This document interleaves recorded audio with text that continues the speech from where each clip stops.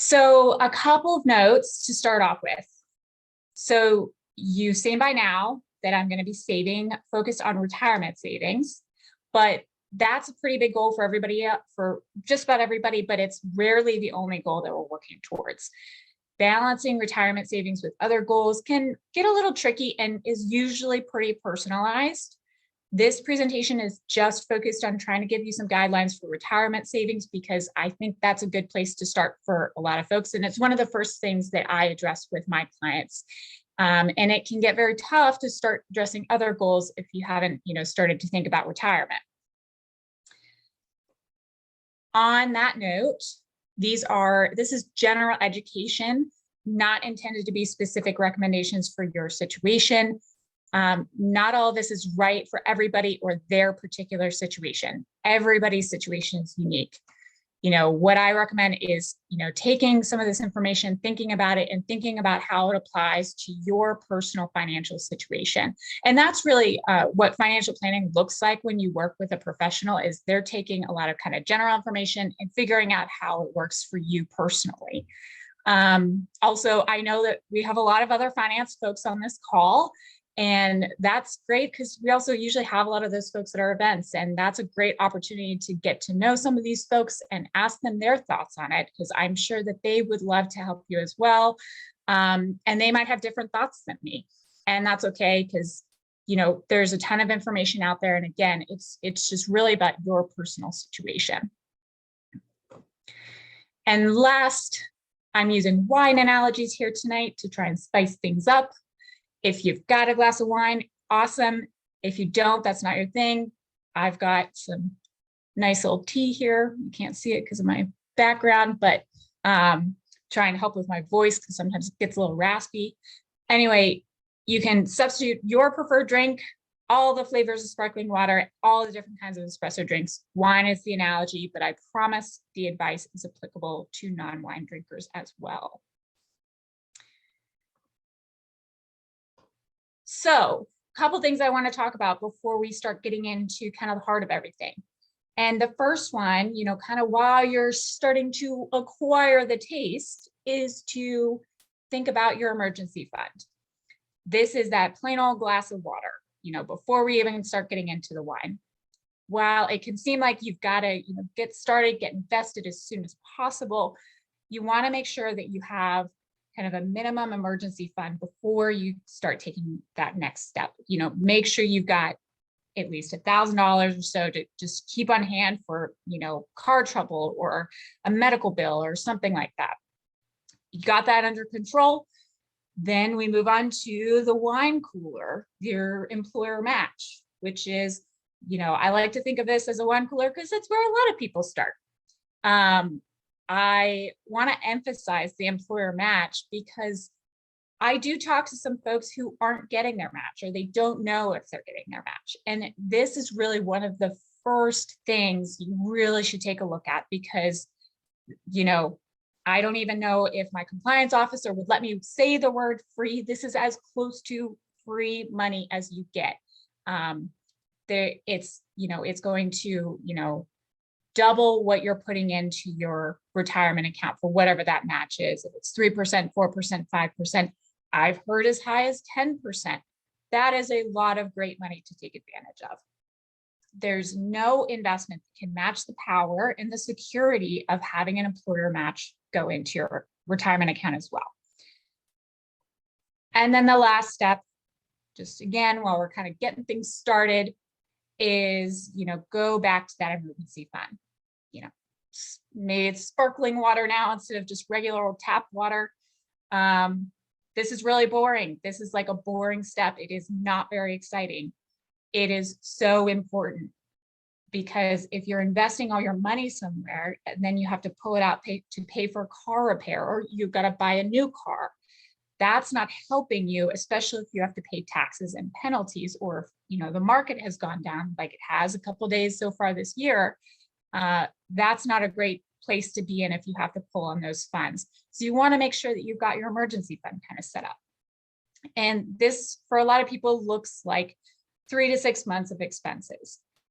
If your job is really secure and you don't have a lot of debt, and maybe you have some other sources, family support or something like that, maybe it can be a little bit less. If your income isn't as secure, maybe you're self-employed, or you work on commission, or you work somewhere with high turnover, maybe it should be a little bit more. It again depends on your personal situation. That's also going to help you if you do get fired and you do have to quit your job. You're not going to have to rush into the next thing, and you're not going to have to pull on your retirement account. So just making sure you think about that as well before kind of starting on the next step.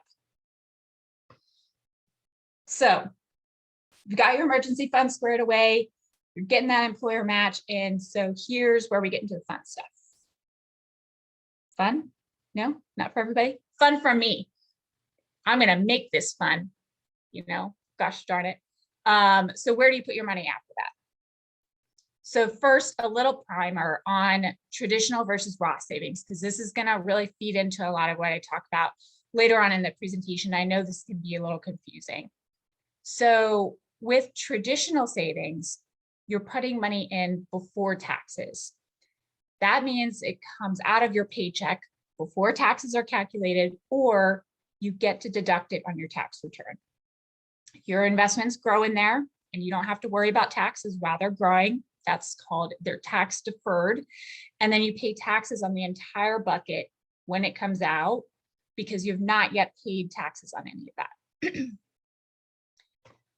Roth savings, named for Senator William Roth, who was the legislative sponsor of the Roth IRA when it was created back in the 1990s. With Roth savings, you're putting money in after taxes. That means it comes out of your paycheck after taxes are calculated, or you contribute, but you don't get to deduct it on your tax return.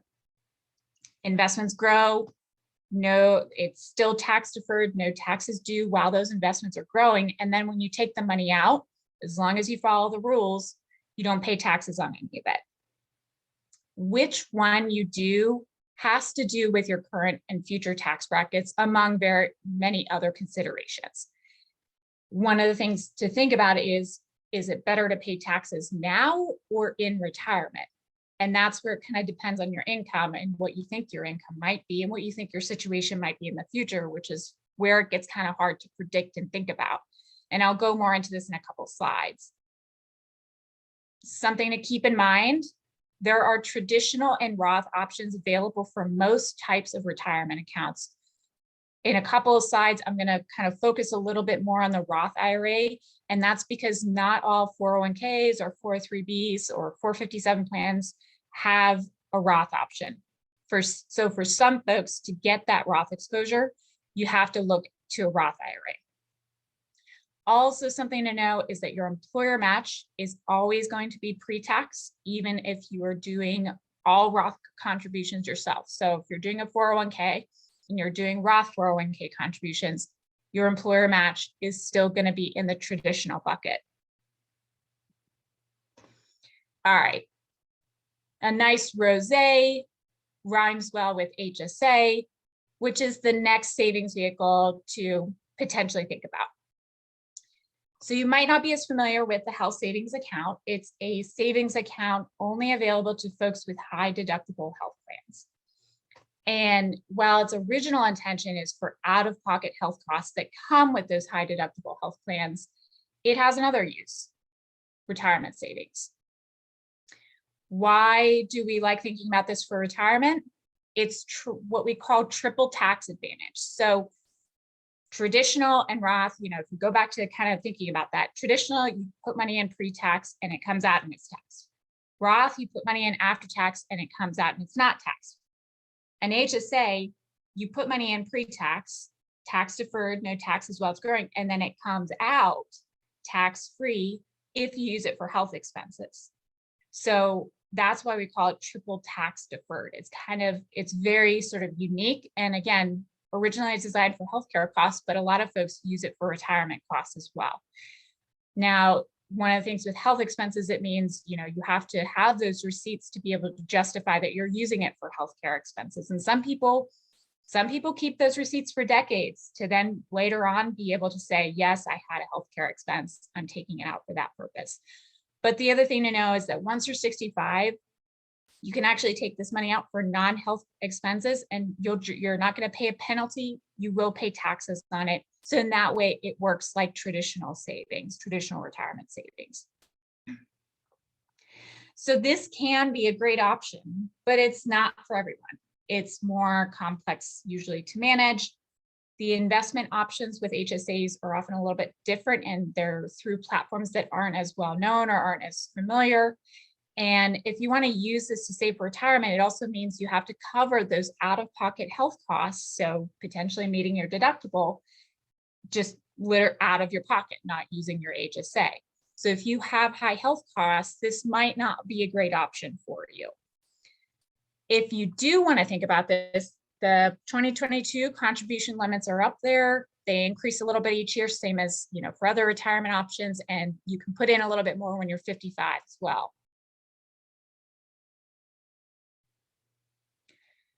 All right, the Roth IRA to me felt like a nice red blend because, it's kind of a common thing. It's, a lot of people are a fan. It's popular with a lot of folks, but is it the right choice for you? So I'm talking about the Roth IRA here specifically, but I'll mention the Roth 401k on the next slide. And really, I'm just bringing this up to get you to think about whether Roth contributions are right for you.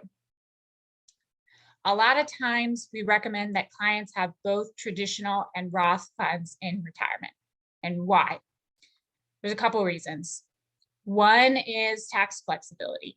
So if you only have pre-tax funds in retirement, that means anytime you need to pay for something, you have to pull money from an account where you pay taxes on it. So, and this might not seem like such a big deal, but where it can really matter is with Medicare premiums. And I know a lot of folks, maybe aren't thinking about Medicare premiums. It's when you get there, you'll probably think more about it. But basically, if you have more income, you can end up paying more in health insurance premiums. So, if you have to say replace a roof on your house or something like that, and you have to pull that all from pre-tax accounts, that starts, bumping your income up, and it can affect your insurance premiums. So for that and for other reasons, just nice to have some tax flexibility there. The other reason that I kind of alluded to a little bit earlier is what I've heard some other folks call tax arbitrage. And so basically you're trying to take advantage of the most favorable tax situation. And it's a little bit of a bet in terms of, what's your situation now versus what's your situation in the future. The reason to do pre-tax or post-tax retirement savings, in part has to do with whether you think you're going to be in a lower tax bracket now or in retirement. For younger folks, a lot of times they're in a pretty low tax bracket, probably, maybe lower than where they're going to be in retirement. So maybe then it makes sense to do Roth. As you get older, maybe you're making some more money. Hopefully you are going to be in a higher tax bracket. It might make some more sense to do pre-tax to lower your current income. Again, there's a lot of factors there, but that's just kind of a broad overview. Some other things, nice things about Roth IRAs specifically, IRAs actually specifically as opposed to 401ks, is that you can, the Roth IRAs, you can always take out what you contribute without paying taxes or penalties. So as long as you leave whatever has grown in your Roth IRA in, you can access those funds. Sometimes that's kind of nice that, people sort of have that in the back of their mind as, maybe a little bit of a backup. There's also some other, potentially helpful things with IRAs, both traditional and Roth, like using $10,000 towards a first-time home purchase. That's something you can do with an IRA. You can't do that with a 401k. Same thing here, there are contribution limits into Roth IRAs and traditional IRAs every year. And another thing with Roth IRAs is there are income limits. So this is another reason why sometimes folks think about this when they're younger. In 2022, your modified adjusted gross income, which is kind of a whole calculation, but it's usually, for a lot of folks, it's pretty close to their gross income, must be under $129,000 if you're single to contribute the full $6,000 to a Roth IRA. If you're married and filed jointly, your combined MAGI must be under $204,000 to do the full contribution.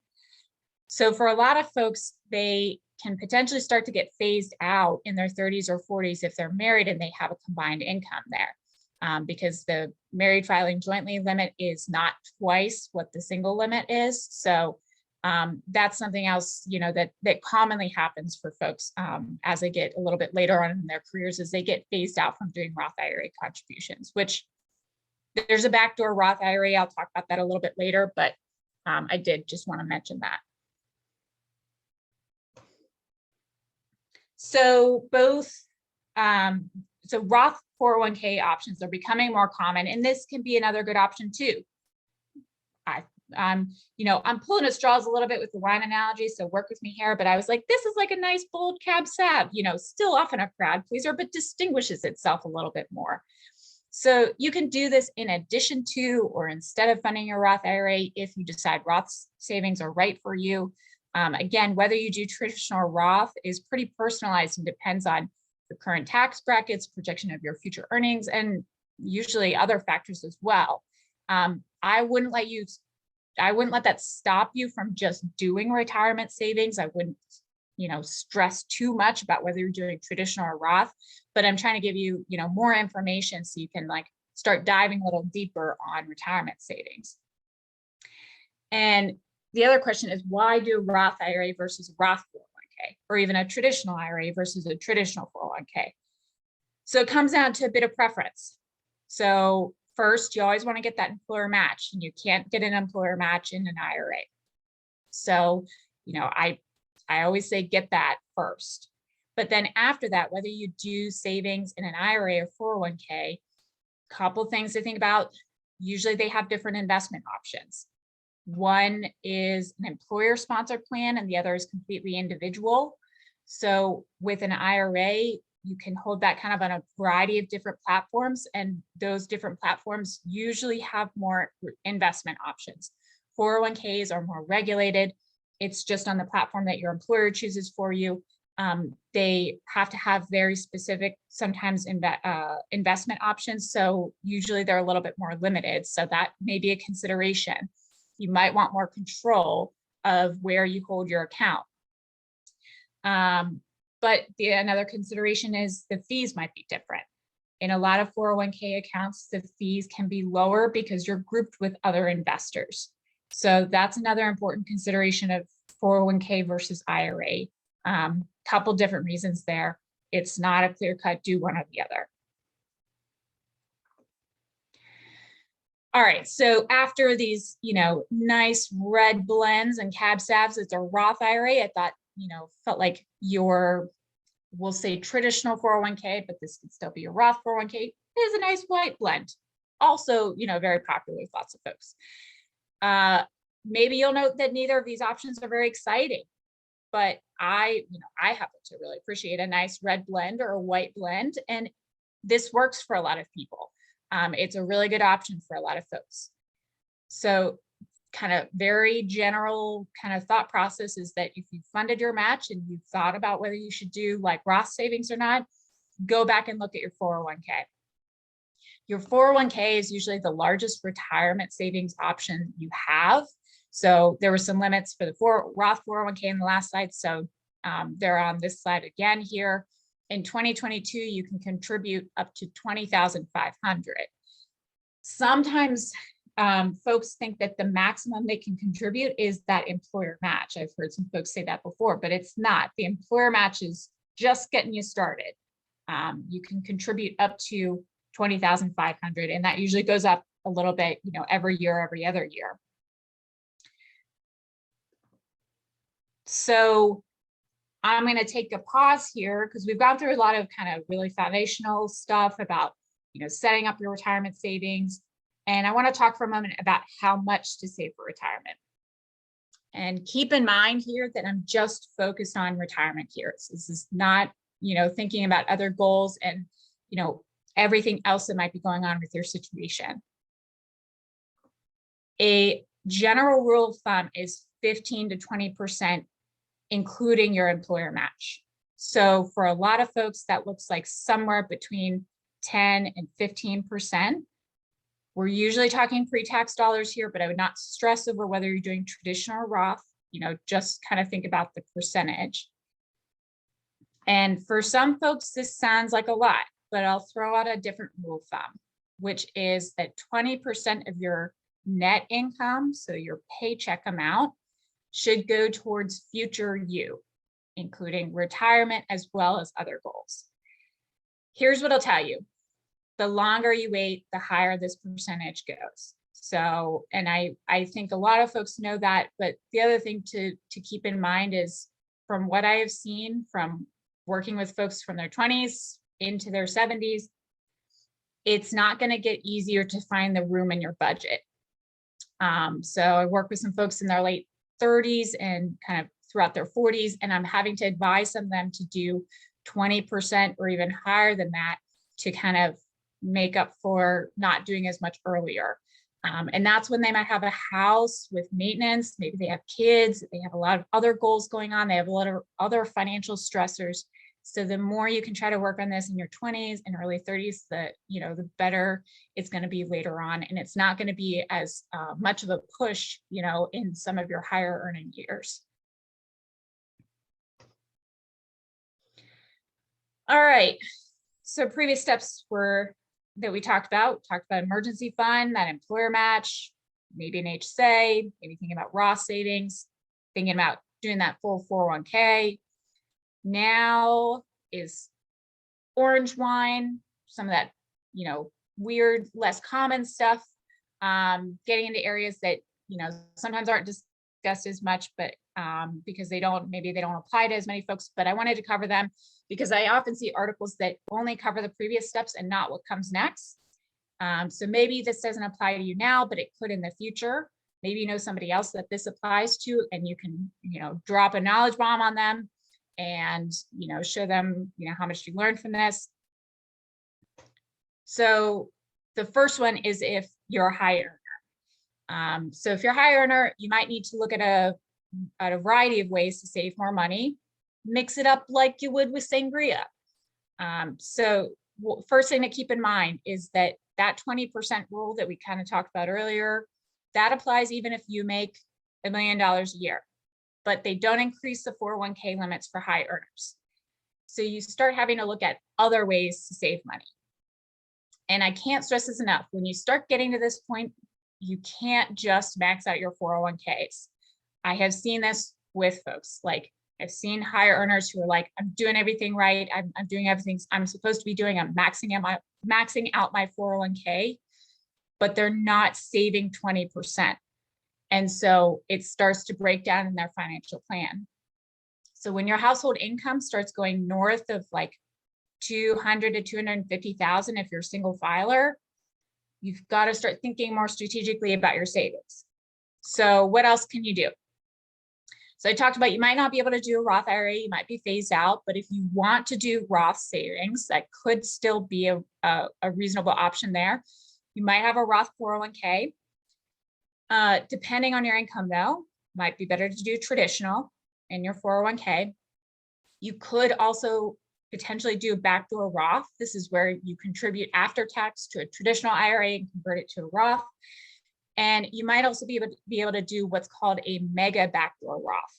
This is after tax 401k contributions. They're not technically Roth contributions, but it's called a mega backdoor Roth in like kind of colloquial language. If you can do after tax contributions to your 401k, you can go above that 20,500 limit, but it gets a little bit more complicated. And I will say that this is something that's currently being discussed with tax legislation, so it could change in the next year or two, but that could be an option. Ooh, I scroll a little too quickly.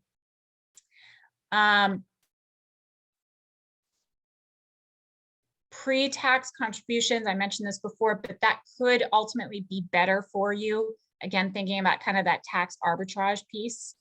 And then other things to think about, if you think you might have kids, or if you think you might be going back to school, you can think about 529 accounts as well. This does get a little bit into other goals. I know I said I wasn't going to talk about it, but again, when you're starting to look at sort of, okay, let's say you're doing the 10 to 15% for retirement, but you have other goals to save for, maybe look at 529s. And then ultimately you look at non-retirement investment options, sometimes called taxable or brokerage accounts. Taxation is different here, but this is still an option. This is just, it's saving and it's just not in a retirement account, but you can still use it in retirement. So there's a whole variety of options here. It really runs the gamut. But this is where, this is kind of the other area to look, broadly speaking. There's a lot of other options out there, but these are just some of them.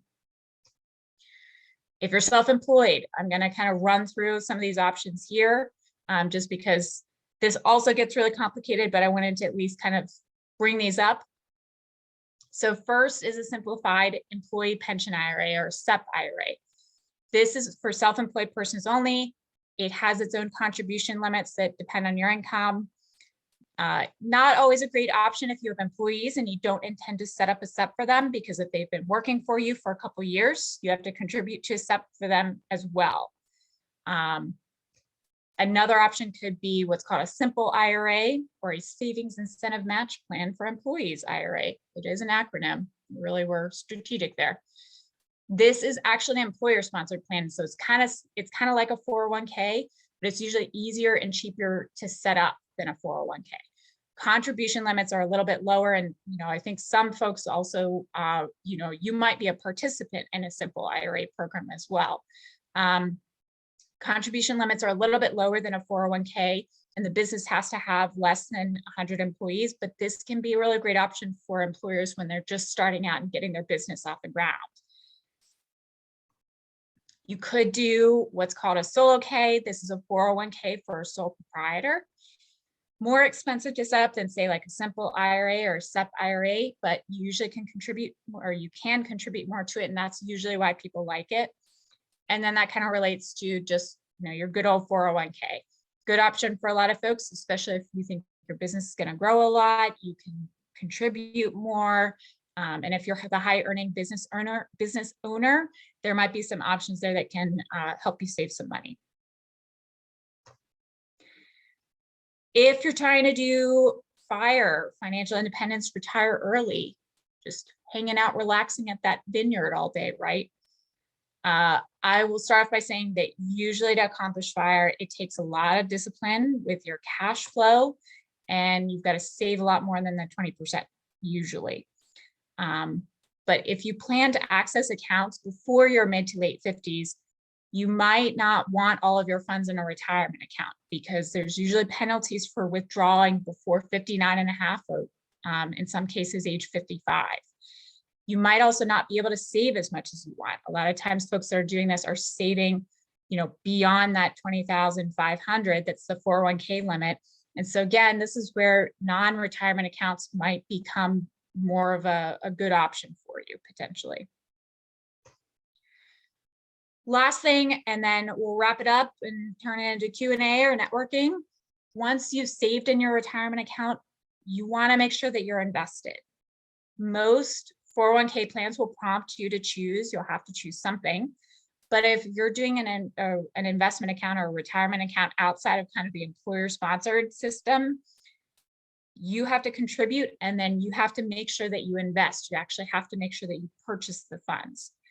And this is a whole separate area that, we could talk about for hours or days or weeks, but just very broadly, couple things. A lot of retirement plans will offer you target date funds. These can be good options. So what happens here is it says it's like a 2060 target date fund. That means they're thinking you're going to start pulling those funds or using those funds in 2060. So it's going to slowly get more conservative until 2060, so that, as you get closer, you're not going to see as much volatility. There's not going to be as much up and downs. And so it's a little bit more stable as you get closer to when you're going to use those funds. You can pick your own. There's, again, usually fewer options in 401ks, IRAs, and other individual retirement accounts and investment accounts have a lot of options. Stocks, bonds, mutual funds, ETFs, covering all sorts of sectors and industries and topics, from technology to financial to blockchain to real estate, all sorts of topics. And so I can't give specific recommendations for a broad group like this, but I can use a case example that is something similar to what I've seen with clients. So let's say somebody's in their late 20s, making about 75,000, feeling pretty secure. They've got a good cash flow, meaning they're not going into debt, healthy emergency fund. They want to retire maybe around 60. They're saving, let's say 12%. So they're checking that box currently. And let's say they've got 50,000 saved. They have moderate risk tolerance. So they're not somebody who never worries about the market, but they're okay with some fluctuations. In this case, an appropriate portfolio might be around 70 to 80% stocks. So again, that's kind of all I'm going to cover on investments. It's a fun topic. I'd love to talk about it further, but I'm going to kind of wrap it up here. We can go to questions, and you can see my contact information up on the screen. Also, I have a newsletter where I talk about topics like this, and the next 2 editions are talking about retirement savings. So I wanted to push out some of the same information to other folks. So if you want to hear more, you can sign up there. All right.